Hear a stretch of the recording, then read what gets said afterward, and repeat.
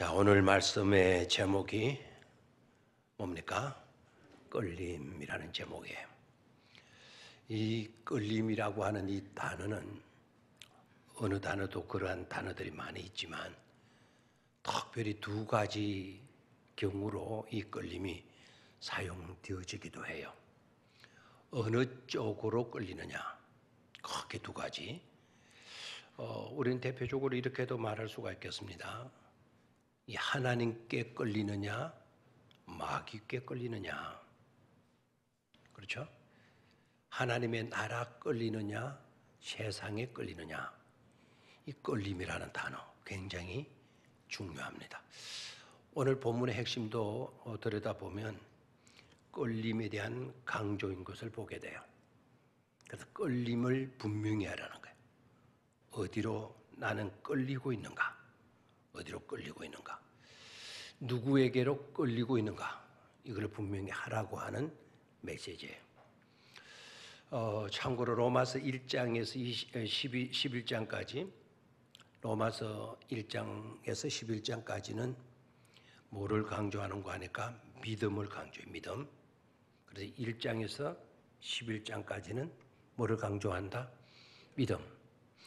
그래서 1장을 읽어도 믿음, 5장을 읽어도 믿음, 8장을 읽어도 믿음, 10장을 읽어도 믿음, 11장을 읽어도 뭐라고요? 믿음. 믿음을 강조해. 믿음이 중요해요? 안 중요해요? 너무나도 중요하죠. 믿음이 한없이 중요해요. 특별히 우리 신앙하는 사람들은 신앙 자체가 믿음 아닙니까? 믿음으로 살아가는 사람들의 구별된 사람이 누구냐? 믿음으로 살아가는 사람들. 그래서 믿음을 빼버리면 우리는 아무것도 아니죠. 이제 그만큼 믿음이 중요해.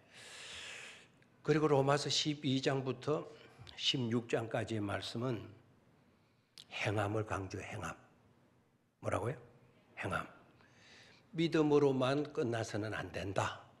믿음으로만 스톱되면 안 된다. 진행이 돼야 된다.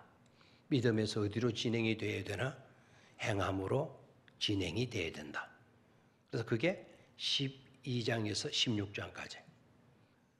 여러분들이 믿음만 강조한다면 11장까지의 믿음이에요. 11장까지의 신앙인들의 12장부터 16장까지는 아니고 있어요. 믿음만 우리는 소중하게 여겨서는 안 돼.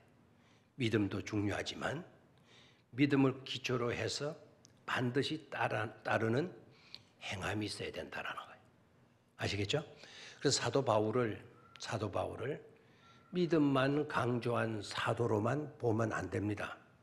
바울도 뭐를 강조했죠? 행함을 강조하고 있어요. 믿음의 열매는 행함이다라고 사도 바울도 말하고 있어요. 그런데 사도 바울을 믿음만 강조하는 사도로 만든 분이 있어요. 그분이 놀랍게도 마틴 루터이고 있어요. 마틴 루터는 훌륭하지 않아요? 굉장히 훌륭해요. 우리 개신교에 있어서 마틴 루터의 존재 영역은, 존재 범위는 커요, 작아요? 굉장히 크죠, 그죠? 마틴 루터, 그 다음에 존 낙스, 존 칼빈, 그 다음에 멜링스턴, 뭐 그것도 하는 그런 사람들, 이런 사람들이 개혁을 이끌어온 사람들이거든요. 근데 마틴 루터 굉장히 위대한 사람이에요. 근데 마틴 루터가 굉장히 위대하다고 해서 완벽한 사람이냐? 종교 개혁의 기술을 높이 들었던 인물이라면 실수도 없고 잘못도 없는가? 있다 없다? 있다 없다? 있다. 마틴 루터는 신일까요? 존 칼뱅은 그럼 신일까요? 아니다. 신이 아니다면은 그들에게도 실수가 있고 또 잘못한 것들이 있고 허물이 있을까요? 없을까요? 있다 이 말입니다. 있다. 마틴 루터가 실수한 것, 잘못한 것, 그게 바로 뭔가 하니까 바울을 선택을 하고 야고보를 버렸다는 거예요. 노마서는 움켜졌는데 노마서를 다 움켜쥐지 않고 로마서 11장까지를 움켜졌는데 12장에서 16장까지는 마틴 루터가 움켜쥐지를 못했어요. 그래서 루터가 심한 말도 하기도 했죠. 심한 말도. 야고보서는 성경에서 떼어내 버려야 된다. 야고보서가 성경에 들어있다라는 것은 이거야말로 큰 실수다라고 해요. 누가 정신 돈 사람이 야고보서를 성경 66권 속에 신약 27권 속에 누가 야고보서를 넣어놨느냐고. 지금이라도 그거를 찢어내서 불태워 없애야 된다고. 이렇게까지 했던 사람이 마틴 루터예요. 여러분 한 가지를 알고 한 가지에 집착하게 되면은 그런 큰 실수를 범할 수가 있다라는 거예요. 우리가 알고 있는 조그만 부분적인 그 내용들 거기만 팍 사로잡혀 있어요. 그런 사람들 다른 소중한 보물들을 놓치는 경향들이 있음을 깨달아야 돼요. 어떤 사람들은 그런 사람을 자기 주장이 강한 사람이다. 남의 소리를 듣지 않는 사람이다. 자기가 알고 있는 것을 극대화하는 사람이다. 다른 사람들이 아는 것은 무시해버리는 사람이다. 자기만 잘났다고 주장하는 사람이다. 라고 말을 하기도 해요. 루터 정도 됐는데도 루터도 그런 실수를 한다고 한다면 우리들에게는 더 말할 것도 없겠죠. 그죠? 근데 우리는 그런 약점들을 극복해 나가야 돼요. 내가 들었던 믿음, 내가 들었던 성경 지시, 그거 부분적인 거 딱 가지고 요게 전부야. 여기 아니면 틀린 거야. 이렇게 배척하는 요소들, 굉장히 위험한 요소들이라는 것을 깨달아야 돼요. 어떤 사람들은 행함이 전부다 그러면 요사이 우리 기독교 안에서도요, 진보주의 세력들, 이런 분들, 자유주의 사상을 갖고 있는 신앙인들, 이런 분들은 로마서는 쾌쾌한 이야기다. 누가 안 믿는 사람이 누가 있냐? 다 믿는데 로마서 믿는 사람이 로마서가 뭐 그래 중요하냐? 자, 믿는 우리들에게 중요한 것이 지금 뭐냐? 행함이 없지 않냐? 행함. 세상 사람들에게부터 행함이 없어가지고 행함이 잘못돼가지고 손가락질 듣고 하지 않냐? 그래 중요한 거는 행함이다. 그래서 그분들은 자기 주장들을 강하게 세우면서 그분들은 어느 것을 선택하느냐 하면 야고보서를 선택을 하고 로마서를 버리려고 애를 쓰고 있어요. 그것도 잘하는 짓이다 못하는 짓이다? 그것도 못하는 짓이다 이거예요. 사도 바울도 행함을 마고 있다? 강조하고 있다. 그런데 루터가 12장에서 16장을 소홀히 읽은 거예요. 바울은 분명히 믿음 플러스 행함인데 행함을 강조하고 있는데 루터만이 바울을 부분적으로 알아버렸어요. 그리고 그것을 큰 소리로 기치를 올렸죠. 반대로 야고보는 어떻습니까? 야고보는 행함을 강조하고 믿음을 버리라 그랬나요? 믿음은 구닥다리야. 믿음은 필요 없어. 믿음 쓰면 찾지 마. 행함이 안 따르는 믿음, 그게 믿음이냐? 행함이 없는 믿음은 죽은 믿음이다. 이런 식으로 신랄한 말씀을 하고 있잖아요. 그러면 야고보는 제대로 된 사람이다? 아니다? 성경을 잘 읽어보세요. 야고보도요, 행함을 강조한다고 해서 믿음을 배척하고 있는 것이 아닙니다. 야고보도 행함이 없는 믿음이 헛믿음이다 그랬지 믿음 자체는 필요 없다 이렇게 이야기했나요? 대답을 해요. 대답을 해도 누가 대답하는지는 몰라요. 마스크 안 끼면 내가 알지만은 지난번에 제가 이야기했죠. 제 휴대폰 가지고 휴대폰의 기능 가운데 빅스비가 있어요. 빅스비인데 내가 빅스비인데 이제 물었어요. 빅스비 말씀하세요. 오늘 울산의 미세먼지 어때? 그러니까 빅스비가 뭐라냐면 무슨 말씀인지 제가 알아듣지 못했네요.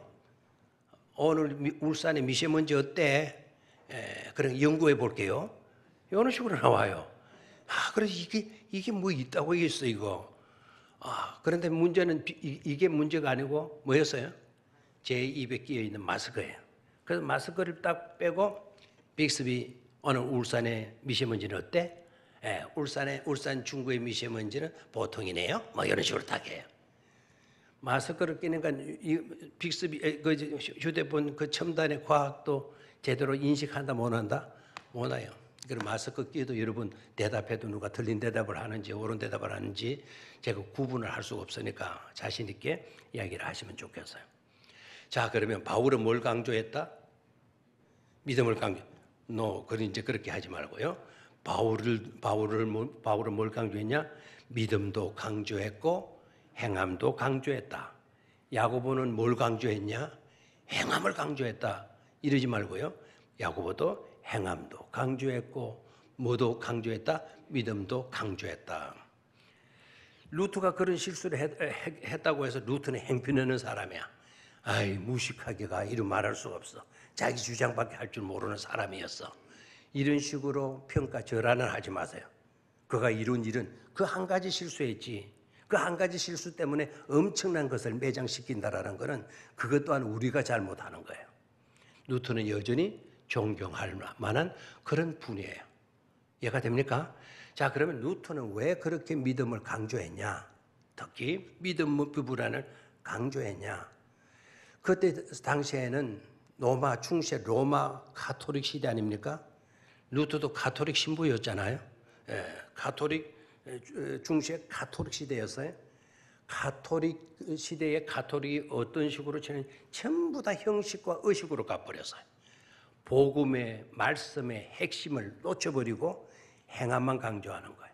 심지어 제3도 믿음으로 제3 받는 게 아니고 쉽게 이해를 한다 그러면 여기에 면제부 그 헌금통을 갖다 놓고 여러분들이 와서 여기에 여러분들이 가진 물질을 속죄의 물질을 연부를 이 헌금통에 딱 넣게 되면 그 위에서 아래로 모든 물체는 떨어지게 되어 있지 않습니까? 그렇게 떨어지게 되면 땡그랑 소리가 날 거다. 땡그랑 소리가 남과 동시에 여러분들의 죄는 다 사하여지는 거다. 중세 가톨릭이 그 정도까지 타락해 있었던 거예요. 그래 그걸 바로 잡으려고 하니까 그런 짓을 안 해도 우리가 예수 그리스도를 진정으로 믿게 되게 되면 그 믿음으로 뭘 받는 거다? 제3을 받는 거다라는 거예요. 이해가 됩니까? 그 짓을 안 하더라도 그 짓이 바로 뭡니까? 행동 아닙니까? 그래서 행동을 까는 거예요. 중세 가톨릭 시대에 행동주의, 의식주의에 빠져있던 그거를 때리면서 뭐를 강조할 수밖에 없죠? 믿음을 강조할 수밖에 없었던 거예요. 자, 야고보는 왜 그러면 행함을 강조했던 사도로 그렇게 알려지느냐? 야고보도 믿음을 강조했어요. 강조하면서도 왜 야고보는 그 행함을 강조한 사도로 인식하게 되어지느냐?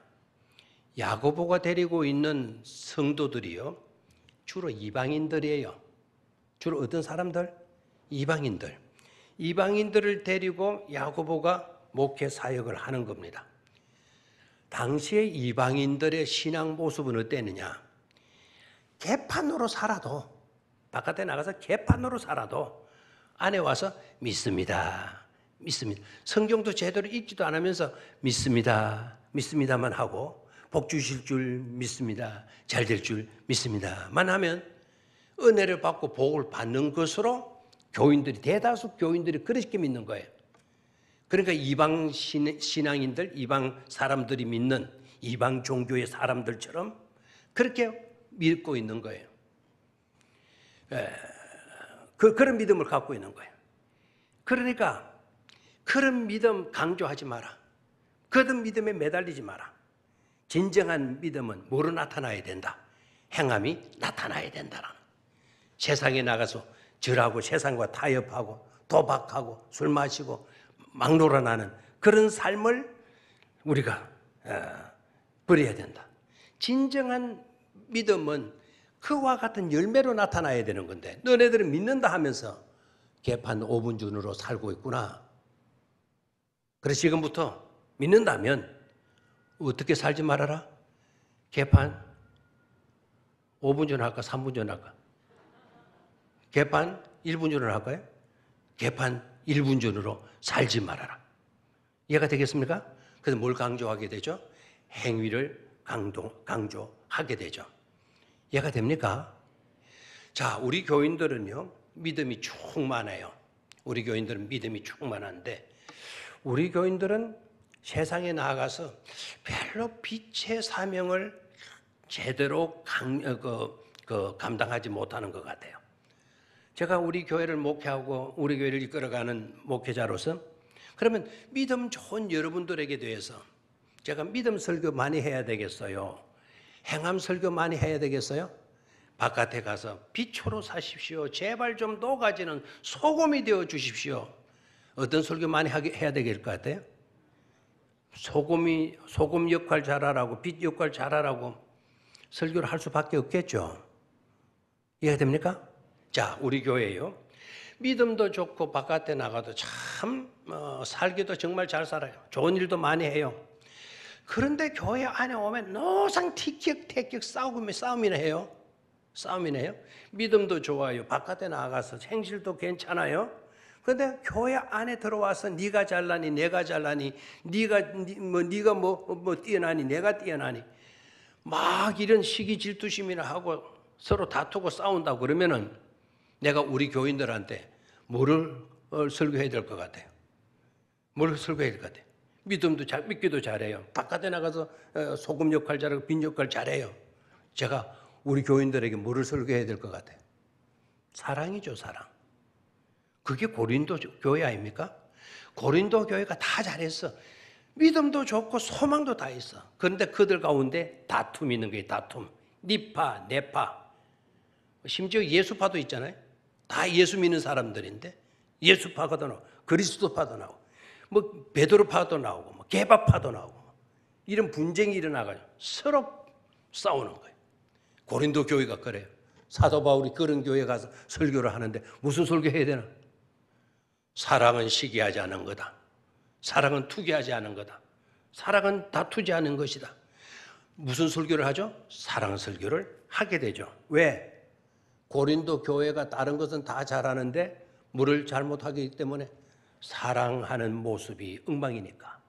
그래서 믿음, 소망, 사랑 이 세 가지는 항상 있을 것인데 그 중에 제일은 뭐라고요? 사랑이니라 강조하게 되죠. 이해가 됩니까? 자, 그래서 오늘 끌림이라고 하는 제목으로 5장 말씀 생각할 건데 5장 우리가 읽은 본문 말씀의 핵심은 메시지의 핵심은 크게 세 가지로 보면 돼요. 자, 오늘 몇 절에서 몇 절까지 읽었다? 12절에서 17절까지 읽었죠? 27절까지 읽었죠? 21절까지 읽었죠? 21절이 로마서 5장의 끝절이죠, 그죠? 그래서 로마서 5장 결론 부분을 우리가 읽었어요. 로마서 5장 결론 부분의 핵심 메시지가 뭐냐? 크게 세 가지로 정리하면 된다라는 거죠. 하나는 율법의 지배에서 사랑의 지배로, 다시 한번 첫 번째 주제는 뭐라고요? 율법의 지배에서 사랑의 지배로. 두 번째 주제는 대표성의 원리예요. 두 번째 원리는 무슨 원리? 대표성의 원리를 보여주는 말씀이다 라는 거죠. 자, 세 번째는요, 우리가 대표성의 원리로 진정 믿음으로 순종의 길을 걷게 되게 되면 하나님께서 우리에게 주시는 소중한 선물이 있는데 소중한 선물 몇 가지? 자, 조는 사람은 절대로 대답을 못해요. 밑에 얼굴을 아는 사람도 못해요. 몇 가지? 어떻게 알았어요? 성경 보고 알아갔어요? 제 손가락 보고 알았어요? 우선은 손가락 보고 알으면 더 좋고 성경 보고 알으면 더 좋고 손가락 보고 알아도 괜찮아요. 하나님께서 우리에게 주시는 선물 몇 가지? 세 가지에 대해서 말씀을 해주고 있어요. 자, 첫 번째는 무슨 원리? 뭐다? 율법의 지배에서 어떤 게 지배로? 사랑의 지배로. 율법이 지배하는 데서 사랑의 지배로. 두 번째는 무슨 원리? 대표성의 원리. 대표성의 원리. 세 번째는 우리가 믿음으로 살고 사랑의 지배를 받고 사랑의 끌림을 받게 될 때, 그럴 때 하나님께서 우리에게 주시는 선물 몇 가지? 세 가지. 오늘 이 부분을 통해서 여러분들이 함께 은혜를 받으실 수 있게 되기를 축원합니다. 자, 율법의 지배에서 어디 지배로? 사랑의 지배로.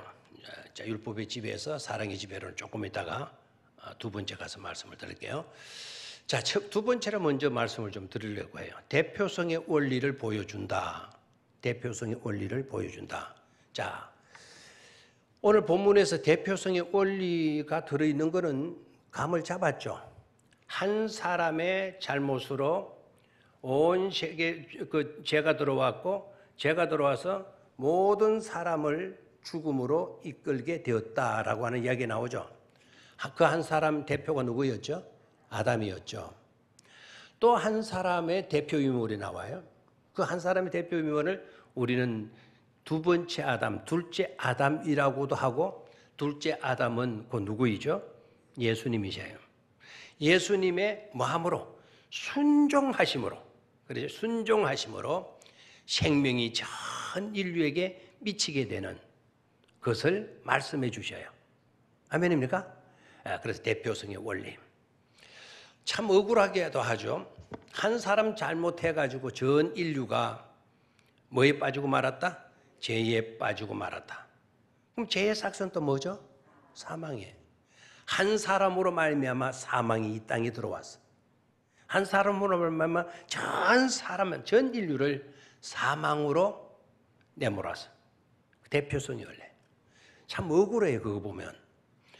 하나님이 그 아담의 잘못한 걸 가지고 지금 아담 이후에 지금 몇 년입니까? 구약이 2000년, 신약이 2000년 하면 4000년이 지난 지금까지 아담 잘못하는 영향을 우리가 받아야 됩니까?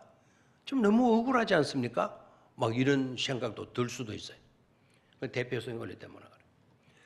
손흥민 알아요, 몰라요? 손흥민 알아요?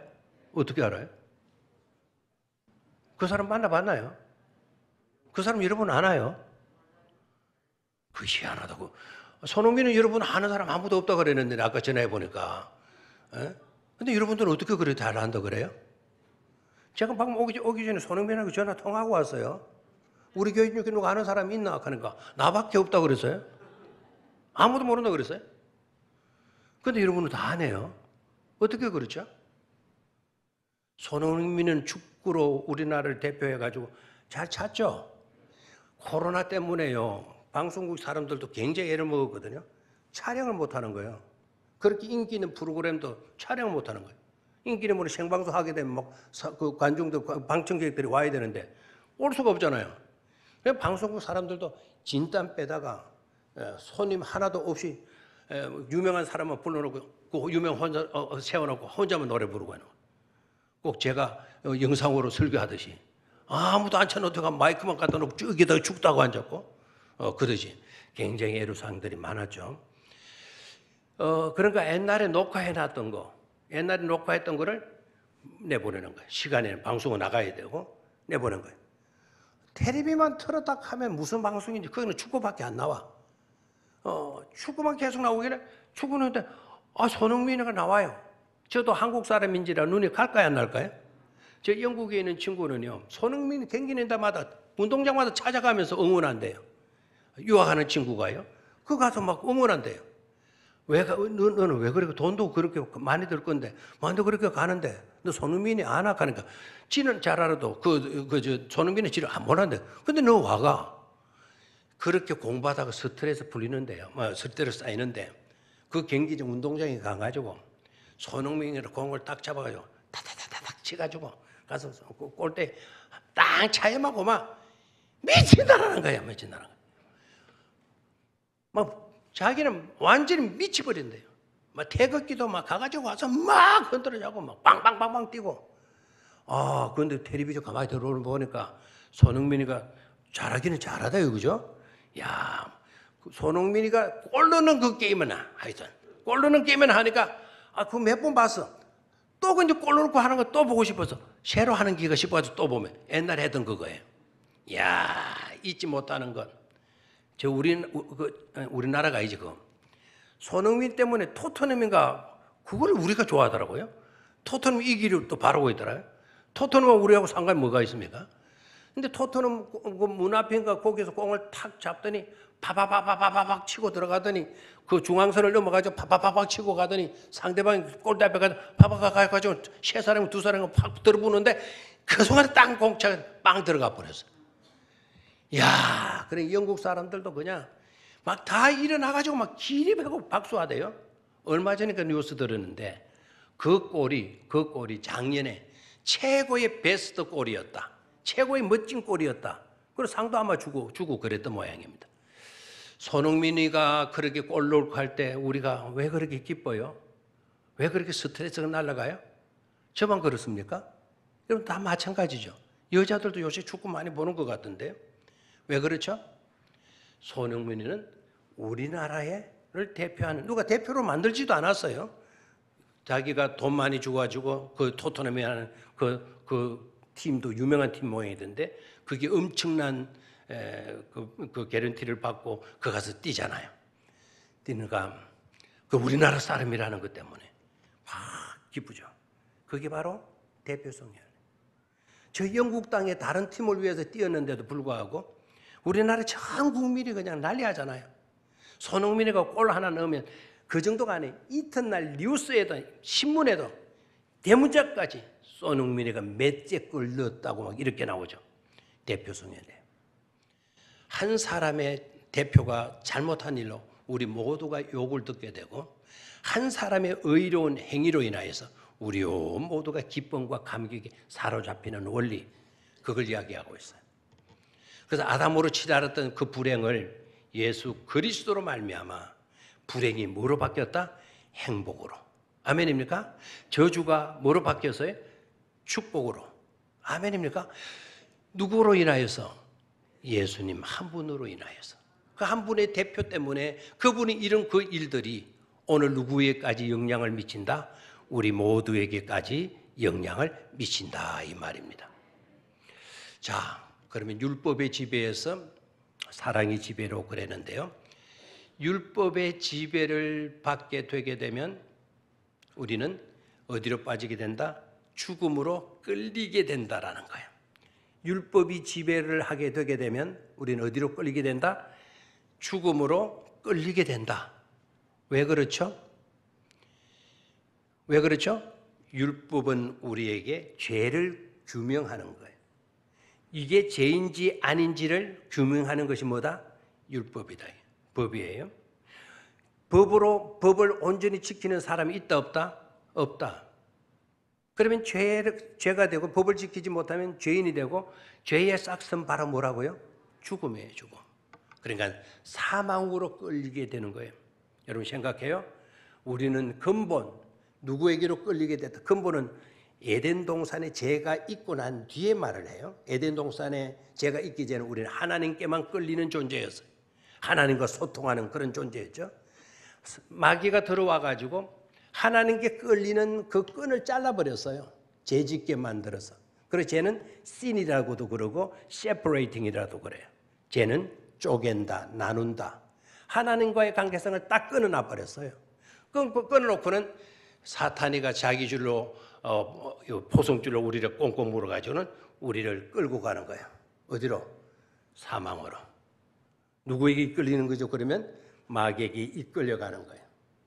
그게 바로 죄예요, 죄. 자, 그럼 사랑의 지배는 뭐냐 그러면? 사랑의 지배. 자, 아까 율법에서 무슨 끌림으로? 율법의 끌림에서 어디에 끌림으로? 사랑의 지배로. 말씀했죠? 율법의 지배에서 어디로? 사랑의 지배. 오늘 로마서 우리가 읽었던 본문 말씀 5장 끝부분 율법에 끌리는 데서 누구에게로 끌리는 거 이제는 사랑의 지배, 사랑의 끌림으로 나아가는 내용을 담고 있다 그랬잖아요. 자, 사랑의 지배를 받게 되게 되면 사랑의 지배를 받게 되게 되면 우리는 어디로 이끌림을 받게 되어지는가 하니까 생명수 강가로 이끌림을 받게 된다라는 거예요. 다시 한번 사랑의 지배를 우리가 받게 될 때는 우리가 어디로 이끌림을 받게 된다? 은혜의 강가로 뭐한다? 이끌림을 받게 된다. 끌리게 된다. 알겠죠? 아까는 사망에 끌리게 된다. 죽음에 끌리게 된다. 이번에는 생명수 강가로 끌리게 된다라는 거예요. 뭐의 지배를 받을 때? 사랑의 지배를 받을 때. 자, 그 사랑의 지배를 받는다란 말이 무슨 말일까요? 사랑의 지배를 받는다? 무슨 말일까죠? 너무 철학적입니까? 우리는 너무 단조로운 사고방식을 가질 때가 많죠. 그래서 약간 복합성을 끼는 융합적인 이야기를 하면 헷갈리고 뭐가 뭔지를 잘 구분을 못할 때가 많지. 자, 하나님은 뭐다? God is love. 수없이 말을 하잖아요. 하나님은 뭐이다? 사랑이시다. 사랑의 지배를 받는다라고 하는 이 말씀은 곧 누구의 지배를 받는 거죠? 하나님의 지배를 받는 거다. 죄의 지배를 받게 되면 사망으로 이끌리게 되어지는데 죄의 지배를 받는다는 것은 곧 누구의 지배를 받는 거다. 죄를 짓게 만든 장본인이 누구입니까? 죄의 근원이, 죄의 본체가 뭡니까? 바로 마귀 아닙니까? 마귀. 너무 어렵나요? 마귀의 이끌림을 받게 되면 우리는 죽음으로 갈 수밖에 없죠. 자, 사랑의 지배를 받게 되면 은혜의 강가로 끌리게 된다라고 얘기했어요. 그럼 그 사랑의 지배는 누구의 지배를 받는 거다? 하나님의 지배를 받는 거다라는 거 아닙니까? 자, 하나님은 무엇이다? 사랑이시다. 자, 예수 그리스도는 하나님께서 우리를 사랑하셔서 주신 선물이 누구죠? 예수 그리스도죠. 예수님은 선물이신 줄 믿습니까? 하나님이 주신 고귀한 최고의 선물인 줄 믿습니까? 요한복음 3장 16절 외울 수 있죠.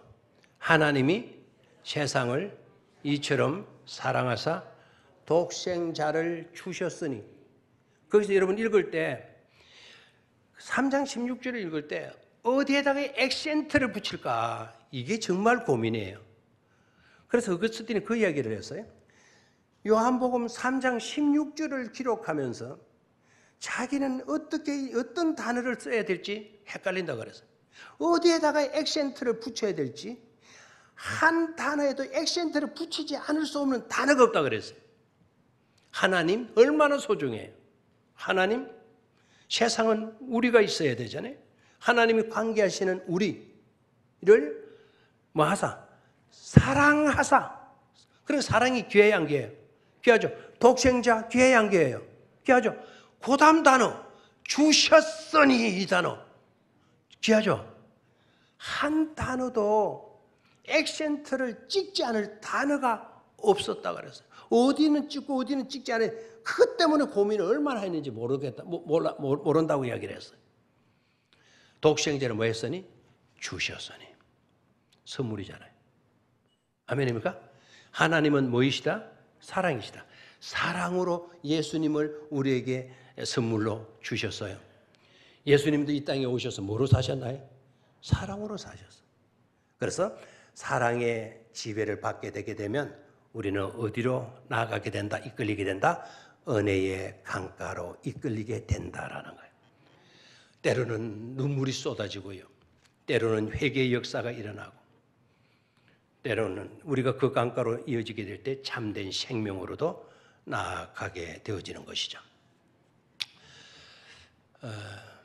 예화를 쓰면 참 좋은데 예화에만 너무 집착되는 경향들이 있는 것 같아요. 아침 묵상에도 제가 묵상해서 예화를 쓰는 것은 그 본문의 말씀을 좀 깊게 묵상하라고 예화를 쓴 건데 그런데 종종 메시지를 두고 대화를 할 때 이제 말씀해 주실 때 말씀의 내용은 예화만 이야기를 해. 그날 묵상해야 될 본문 말씀은 빠뜨리고 예화만 이야기를 하는 분들이 많이 있었어요. 아직 훈련이 덜 돼서 그래요. 왜 애화를 왜 사용했는가 하니까 오늘 본문 묵상할 말씀 때문에 한 거예요. 그 묵상 말씀을 좀 더 분명하게, 좀 더 맛있게 묵상할 수 있도록 애화를 쓴 거예요. 알겠죠?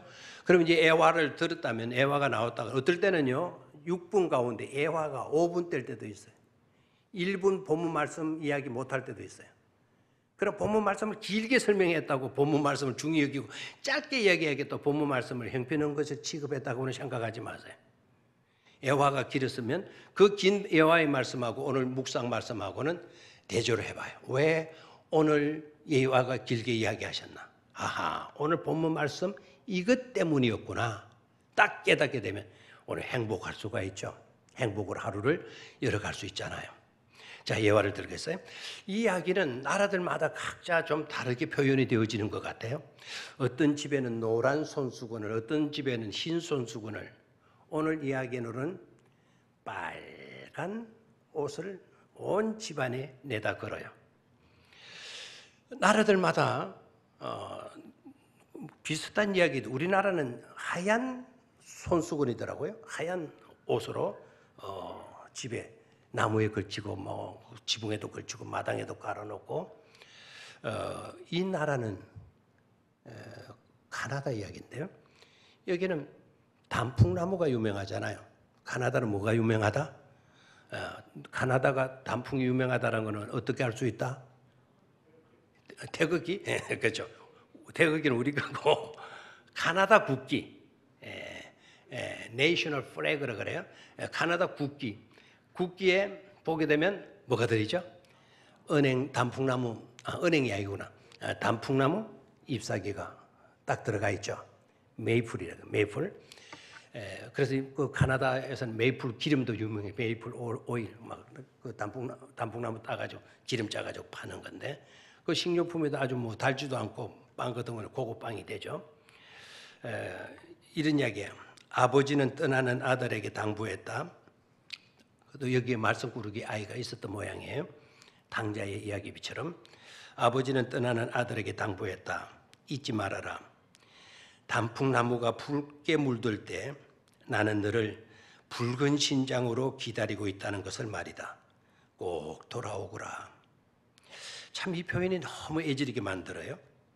단풍나무가 붉게 물들 때 나는 너를 붉은 심장으로 기다리고 있다는 것을 말이다. 꼭 돌아오거라. 어느 겨울 마침내 이 아들은 돌아왔다. 돌아오는 길에 산길 모퉁이를 돌았을 때 자기 집 지붕과 나무마다 붉은 옷감이 걸려있는 것이 눈앞에 펼쳐지자 그는 그만 그 자리에서 풀썩 주저앉고 앉아 울고 말았다. 근데 왜 이 아버지가 단풍이 들 때 가을날 이 아이가 돌아오는데 왜 붉은 옷을 천들을 막 지붕으로 나무가지에다 마당으로 담벼락에 막 이렇게 내다 걸었을까? 제가 이 이야기가 조금 궁금해서 좀 더 정확하게 찾아봤더니 그 스토리는 좀 세밀하게 돼 있더라고요. 그 이야기는 뭔가 하니까 그 해의 단풍이에요. 단풍나무가 시들시들 해가지고 별로 잎사귀가 구슬을 못 하더라는 거예요. 나무의 잎사귀도 수도 죽고 뭐 가뭄이 타는지 이파리도 별로 없고 가을도 되기 전에 이파리도 시득시득해지더라는 거예요. 아버지는 애탄 거예요. 가을날 내 심장 불타는 심장을 이 단풍나무가 내한테 보여줘야 되는데 그걸 하지를 못하니까 뭘 갖다 내려 붉은 천들을 다 갖다 내 걸으라고 이야기를 해요. 자, 이 이야기에서 여러분 끌림에 대해 생각해 봤나요? 끌림을 오늘 주제잖아요. 끌림에 대해 이 이야기를 두고 끌림의 이야기를 생각해 봐요. 그 아들은 어디에 끌리고 있죠? 세상에 끌리고 있죠. 아버지 그늘에서 벗어나는 거예요. 근데 아버지가 만류하지를 않아요. 나가거들랑 꼭 돌아오거라. 단풍잎이 가을에 빨갛게 물들 때 불타는 내 가슴, 빨갛게 불타는 내 가슴, 너를 향한 그리움 갖고 있으니 되돌아오라.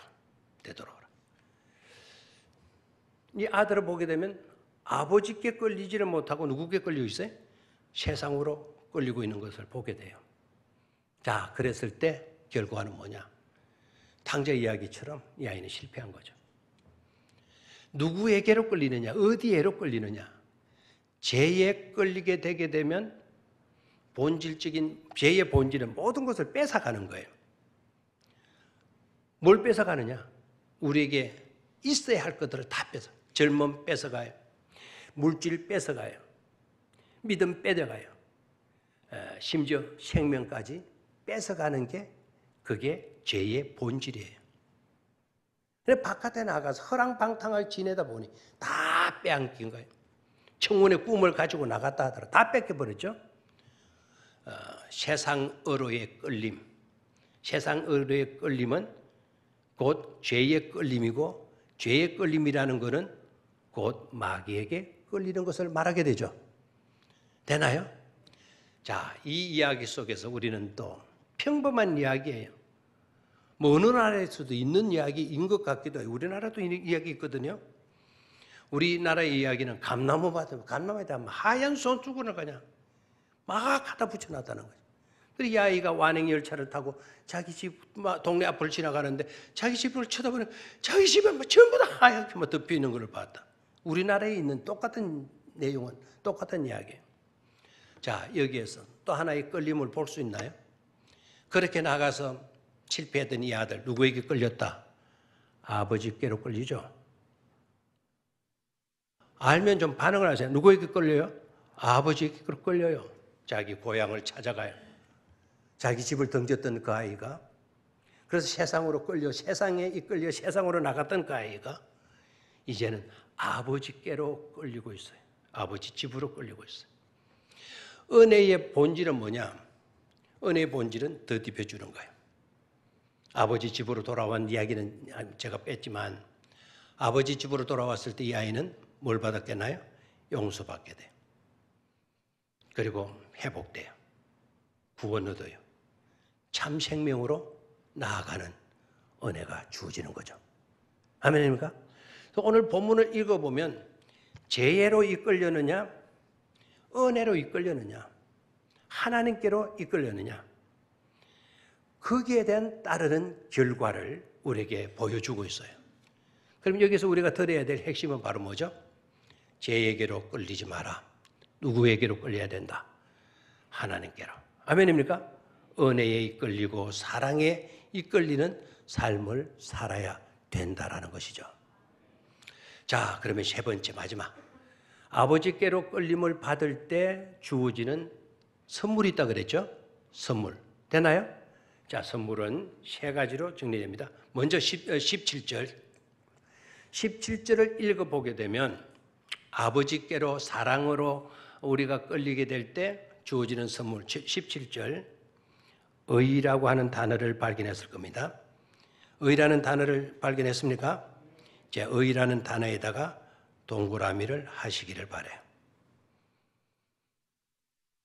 했습니까? 예. 자, 그 다음 18절로 가요. 18절. 그런즉 한 범죄로 많은 사람이 정죄에 이른 것 같이, 아까 17절에 16절에 의가 나오죠. 의의 선물 17절 의의 선물도 은혜와 의의 선물도 동그라미를 크게 해놓고요. 했습니까? 자, 18절. 그런즉 한 범죄로 많은 사람이 정죄에 이른 것 같이 한 의로운 행위로 말미암아 많은 사람이 의롭다 하심을 받아 뭐하게 이르렀다? 생명에 이르게 됐다. 생명에 이르게 됐다. 자, 은혜의 강가로 나아가는데 의라고 하는 선물을, 두 번째는 생명이라고 하는 선물을, 세 번째 21절 끝절에 가서 이는 죄가 사망 안에서 왕노릇한 것 같이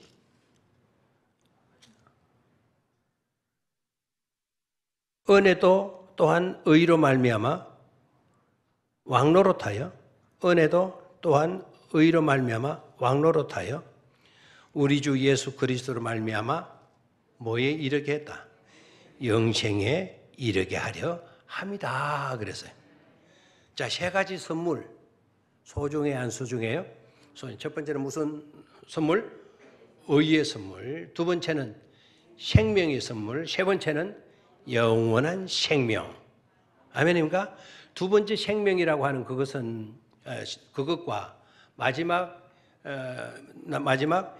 영생이라고 하는 생명하고는 조금 구분을 지으면 돼요.